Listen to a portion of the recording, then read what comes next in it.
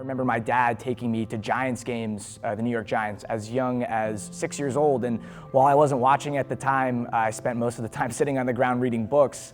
I vividly remember just loving the atmosphere and knowing what it was like to be at a professional sporting event and just totally falling in love with sports in general. But I never thought about it as a career until I came to Emerson, when I realized I could combine my love for not only all things media, but journalism, and turn that into becoming what I am now, which is a sports media producer.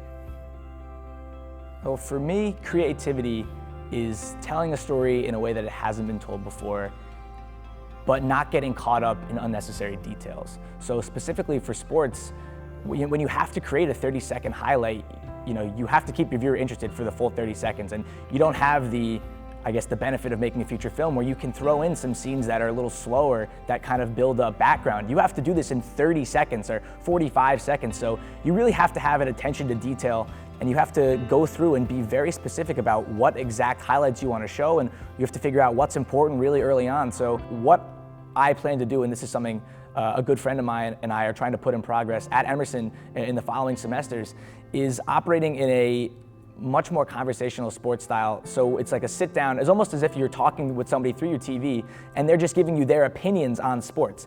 And it might not seem like it makes a lot of sense because people generally value fact higher than opinion, but in the sports world, opinion is becoming king. My name is Jack Ross and I am a creator.